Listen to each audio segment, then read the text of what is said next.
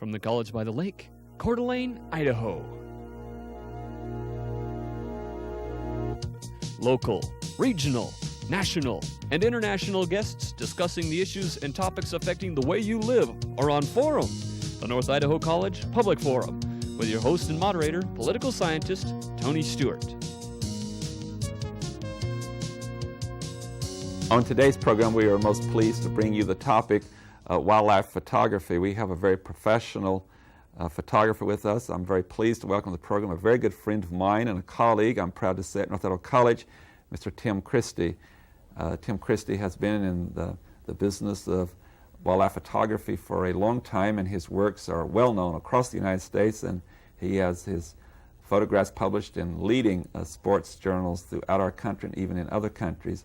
Our guest also, as a tenured faculty member at North Idaho College, teaches in the speech department. He's the former debate coach at North Idaho College. Tim, it's a pleasure to have you back. We had you here a number of years ago, and it's way overdue to come back, and congratulations to you for the wonderful work that you've done, and thank you for bringing some of your work today that we'll be seeing a little later on the program. Thank you for inviting me. And as always, I'm so pleased to have our two regular panelists. First of all is Janelle Burke, who's an attorney in the state of Idaho, and next to her is Steve Schenck, the Dean of College Relations and Development at North Idaho College, and we shall ask Janelle to commence today's questioning with our guests. Tim, your work is wonderful, and I've had the opportunity to see some of your photographs. They're awesome, and they're beautiful, and they're endearing. Each one of them seems to have a personality all of its own.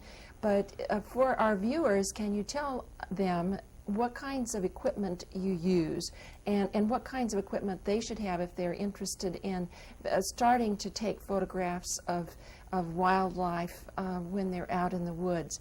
I know that we're going to get to see some of those photographs later, and maybe it will help them to understand what kind of equipment that you're using when you take those pictures. Well, photography, like many other things, is one of those things that requires a lot of technical, as you say, equipment.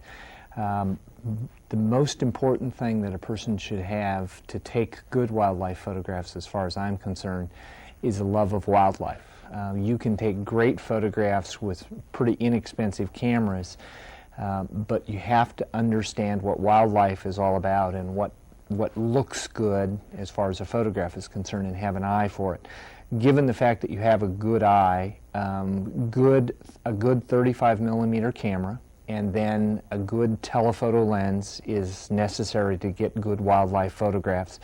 Probably a basic lens would be an 80 to 200 millimeter zoom lens, which gives you the flexibility of being able to zoom in and out, and then to have a 300 millimeter lens, which is the equivalent of a 6-power scope or binocular.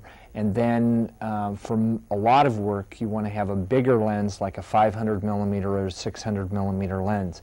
One of the real problems with wildlife photography, at least on the level where I am, is that the quality of the photograph is largely dictated by the quality of the optics or the quality of the lenses.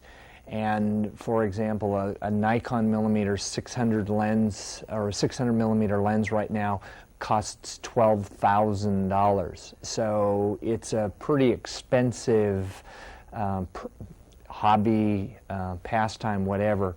And there are people out there that have never sold a photograph that have literally tens of thousands of dollars worth of equipment just because they like doing it, and that's what they invest in.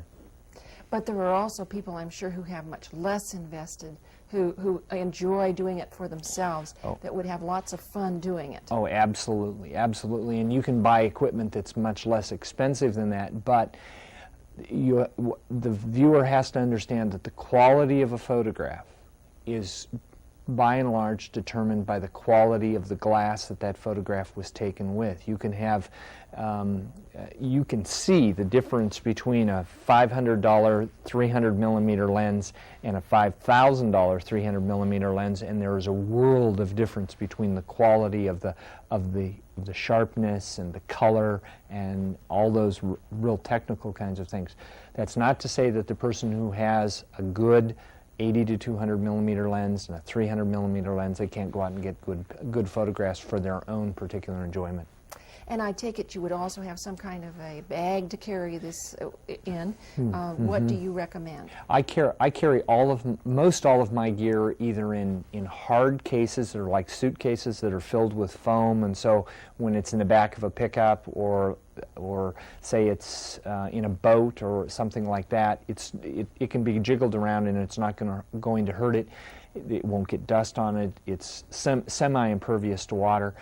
The other thing I have is that they make camera backpacks, and they store an incredible amount of gear in a backpack. My camera backpack regularly weighs 40 to 45 pounds of gear in it, and it's great to carry around. It's terrible to carry, but it carries a lot of gear in it.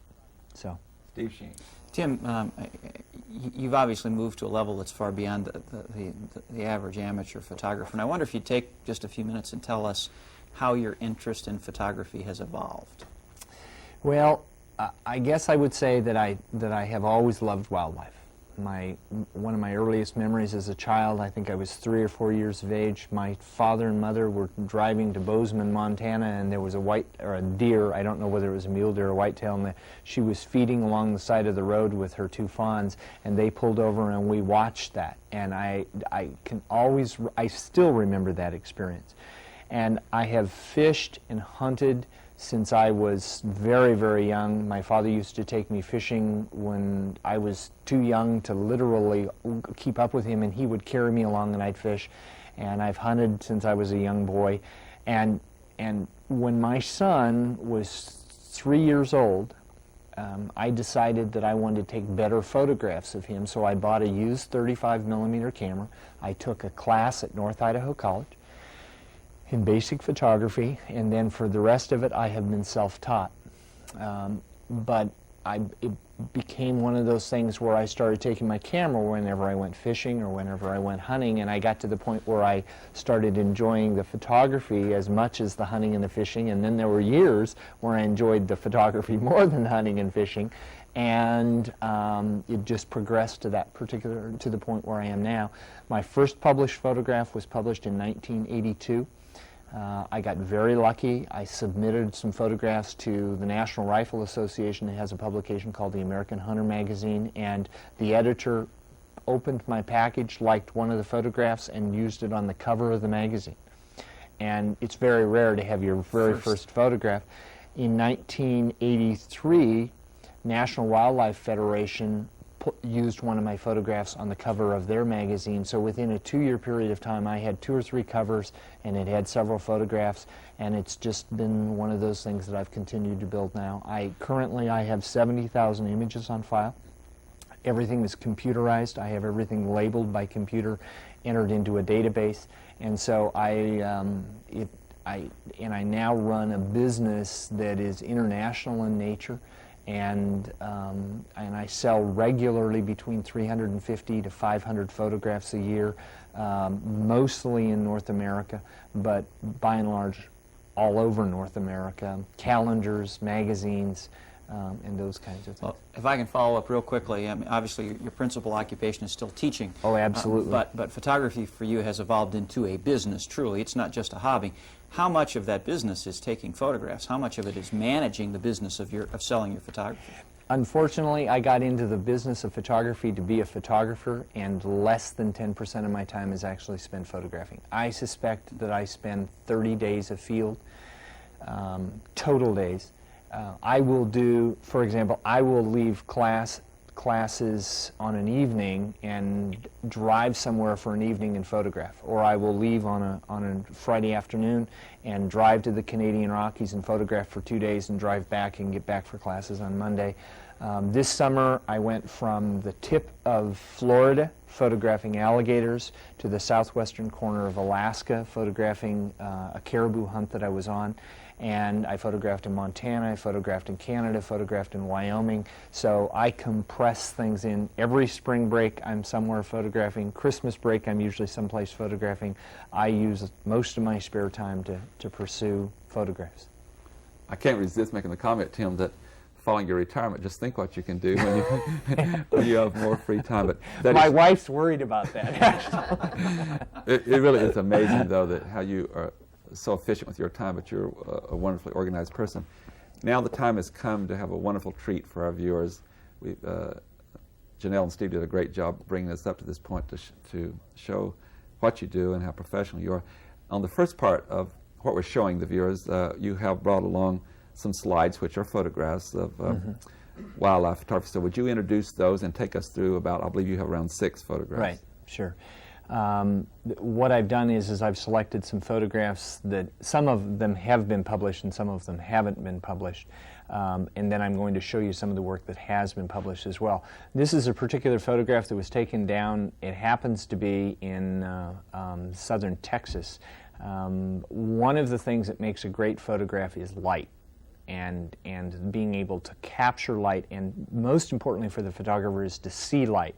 And one of the most dramatic photographs that you can take is a photograph of a silhouette, interestingly enough. You can't see the animal itself, but the presence of the animal, of course, is there, and it leaves it to the imagination of the viewer. And one of the reasons I like this photograph is that it's just the breaking of dawn. The buck is very alert, you've got a lot of color, and there's a certain sense of drama involved in that photograph. That is impressive. Of course, babies are something that everybody loves. They make wonderful posters, make wonderful calendars, cards, those kinds of things. Bears are something that people have an affinity for. I think they have an affinity for them because they're frightened of them and they're not quite sure of what to do with them.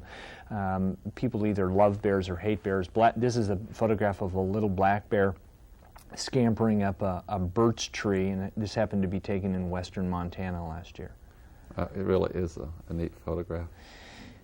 Wolves are one of those things that truly people in North America either hate or they love them. There are very few people that go, well, I haven't made a decision about a wolf.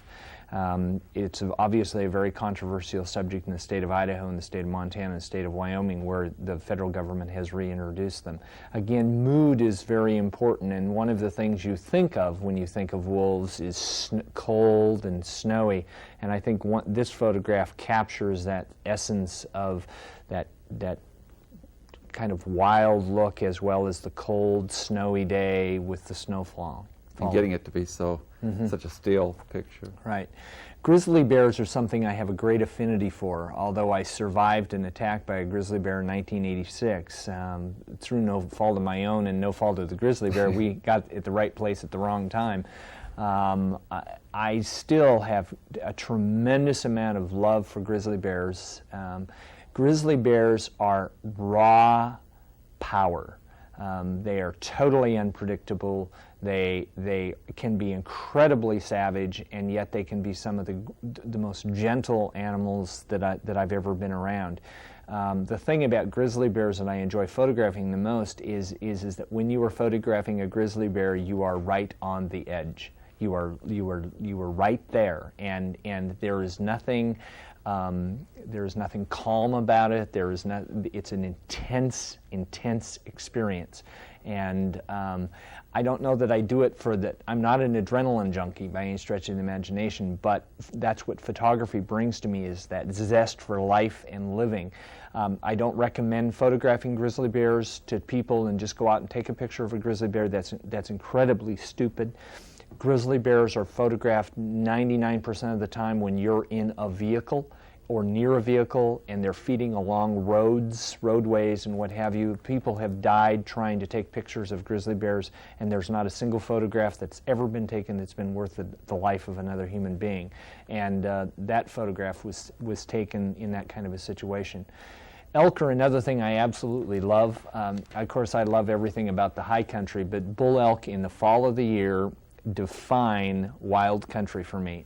I'm going to the Canadian Rockies next week to literally to listen to elk bugle. That's the reason I'm going. I'm going to take some pictures along the way, but this is a big bull elk in a mountain valley up in the Canadian Rockies, and he's got his head back and he's getting ready to bugle, and it just says, wild country to me.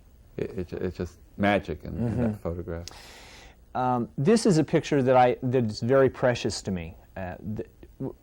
Wolves there's so much instinctive in wolves, and this particular photograph was taken of a wolf pup that was only 3 weeks old.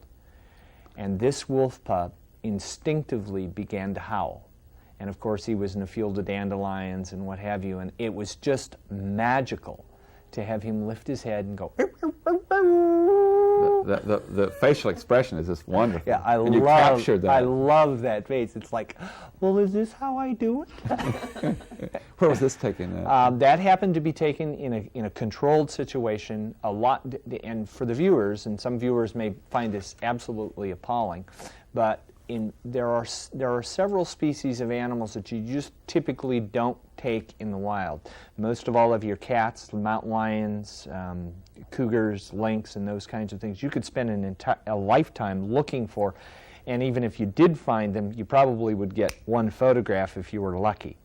That particular photograph was taken at a compound over in western Montana that specializes in raising animals that are hard to find, like wolves, lions, and those sorts of animals. And they raise the animals for photographic purposes, and lots of movies.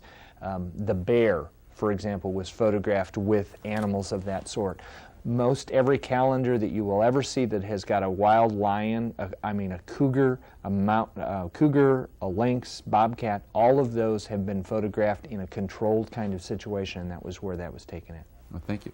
You also brought some of your works that are actually in the magazines that have been published, and you indicated already that this is really international, that you work with magazines all over the world. I would like for you now at this time to take us through some publications. Will come up on the screen and show us what they are, and same kind of story that you gave us just now. Okay, that's fine. If they bring up the first photograph for us on a particular magazine, here we go. This is a photograph in a publication in Wyoming. It's a state game and fish publication. It's called Wyoming Wildlife. Steve, being from Wyoming, probably knows all too well about Wyoming Wildlife. This is a high-quality publication, and this went with an article that I had written on wildlife photography, and they used this as the cover photograph. Interestingly enough, this photograph of the pheasant was taken on the prairie out here on the Rathdrum Prairie. So it doesn't necessarily matter where the photograph was taken as long as it fits the purpose of the magazine itself. That is really a great shot and a close-up. And you brought some others right. with you too. There's some of the other photographs that we're going to see are some photographs. This is a photograph that was done in the Nikon Sport Optics brochure catalog that they have. Interestingly enough, that's an employee of North Idaho College, and that was taken out at Tubbs Hill. And we went out one evening, and I had various binoculars, and he was looking through the binoculars at a sunset, and so I submitted that to the ad agency, and they used that particular photograph. The next photograph that we're going to see is a photograph of the same deer that we first saw in the sunset. This particular photograph is a photograph of the deer as you look at the deer with the sun on his face. That was also taken down in southern Texas. But it does a nice job of contrasting the different impressions that you get of the deer between a silhouette and also of a fully lit photograph. But this is the kind of thing where I try and spend most of my energy developing, as far as markets are concerned, are things like this. Number one, they pay better than lots of magazines. And the other thing is that if you develop a good clientele, then you have, it's a repeat business each year, simply because they reprint these or do things like this every year as far as the catalog is concerned.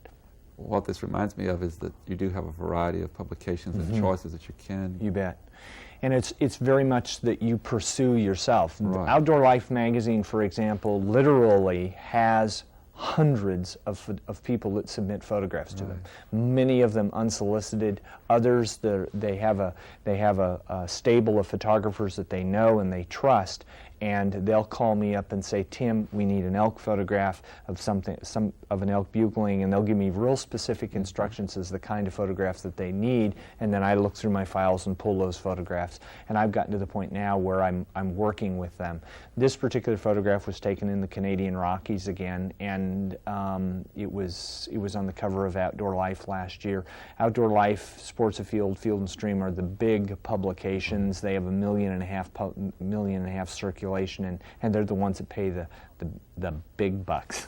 Another compliment to you too is that a lot of yours wind up on the cover, and that's a lot more impressive than actually being in the magazine. I mean, that's the that's the real trophy to be on the cover. That's the trophy in the magazine, truly. Well, covers sell magazines. Yeah. If you think about it, when you go into Albertsons tonight or Tidyman's or wherever, and you're looking through the magazines, you will look at the cover, and if a photograph strikes you, you will pick up the magazine.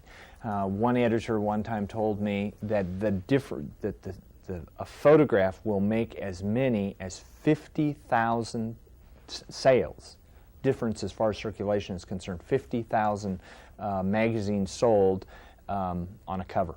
Yeah, thank you. Janelle Burke.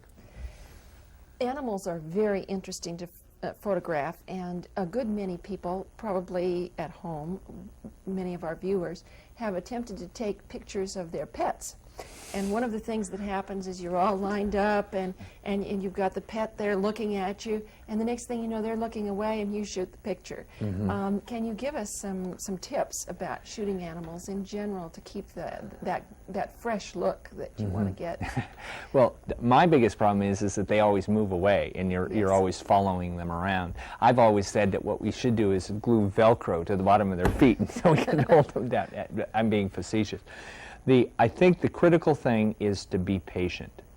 It's like anything else that one does, it requires a lot of patience. I think the most important thing to do is try to put the animal in a situation that the animal is comfortable in, because if you take the animal that's been in the house all the time, and all of a sudden you want to take them out and go put them into the rose bushes, the animal is first of all frightened because they're not in the right environment, and they don't know what you're expecting, and they get scared, and then they're reacting to you.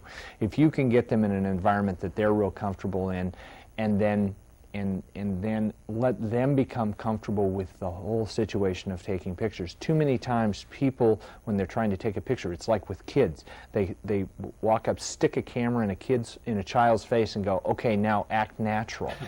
All right, the child isn't going to be natural because they're on stage. Animals feel the same kind of thing, especially if they're not accustomed to people walking around them with a camera. So I would be patient, work with the animal, and that means taking your time and getting the animal accustomed to it, and then just wait until you get the pose that you want, and don't try and rush and pressure the picture into happening, because pictures don't happen, they're created, and it's a process of letting the time and circumstances come together. Speaking of creating pictures, this is a question I love to ask anyone who has talent. I guess my theory, right or wrong, is that whatever that talent is, writing or painting or photography, there's a mechanical aspect of it and there's an artistic aspect of it. You can teach almost anyone the mechanical aspects of photography, what the aperture should be, what the shutter speed should be, how to measure light and that sort of thing. Can you teach the artistic side of photography? And I'm not talking about what good composition is as opposed to bad, but there is something sets you apart from all those other people out there taking pictures. And my view is that it's talent, and that's it may be impossible to teach. How do you react to that? I would agree with you and disagree with you. Okay. I would agree with you in the sense of saying that you can teach people the elements of what makes a good photograph. And then my contention is that good photography, like good painting or whatever, is painting from the heart or photographing from the heart. Now, I can't take somebody who knows nothing or little or nothing about wildlife and make them into a wildlife photographer. But if that person loves horses and knows horses and understands horses and has an appreciation of horses, I can teach them composition and they can see a good horse photograph. I know wildlife, and that's one of the reasons that I think I'm successful is that I know what makes a good wildlife photograph. I can look at a photograph and go, ooh, I've got to get that, and I take it. I have taken photographs of horses, and I had a woman one time who hired me to take a picture of a horse that was much more expensive than anything I have ever driven in my life, as far as a car is concerned, and they sold it for a huge chunk of change. And I went out and took photographs that I thought were absolutely spectacular. And she looked at them and went, "These are awful." And I said, "Why?" And she said, "Well, the leg's in the wrong place and the mane is in the wrong place." And she could see a horse photograph.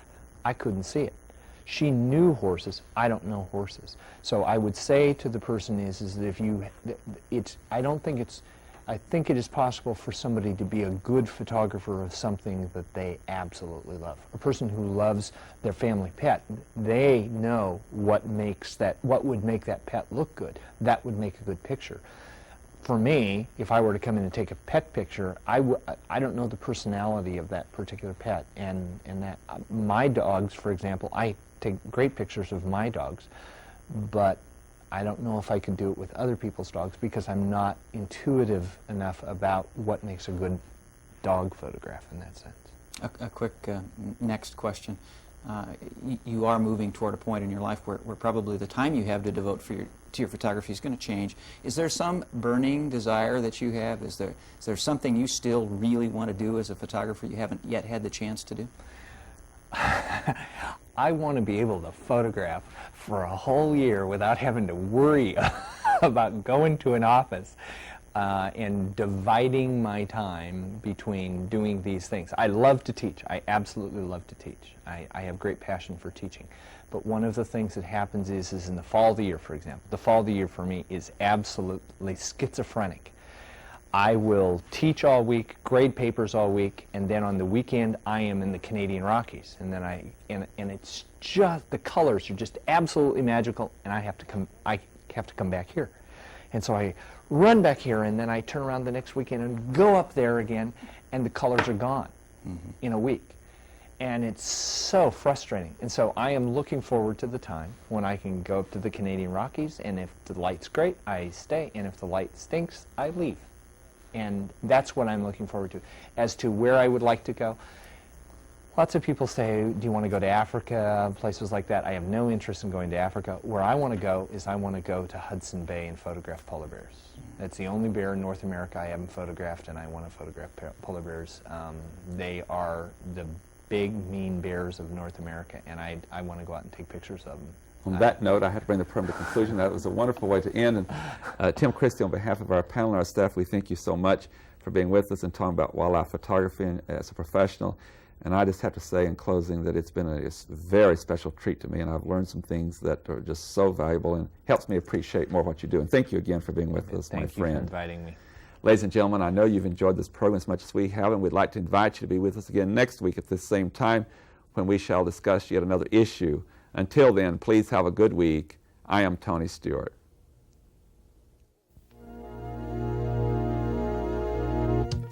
The North Idaho College Public Forum was videotaped live from the studios of Instructional Technology on the campus of North Idaho College for viewing at this more appropriate time. We invite you to join us again next week for another all-new edition of the North Idaho College Public Forum on this public television station.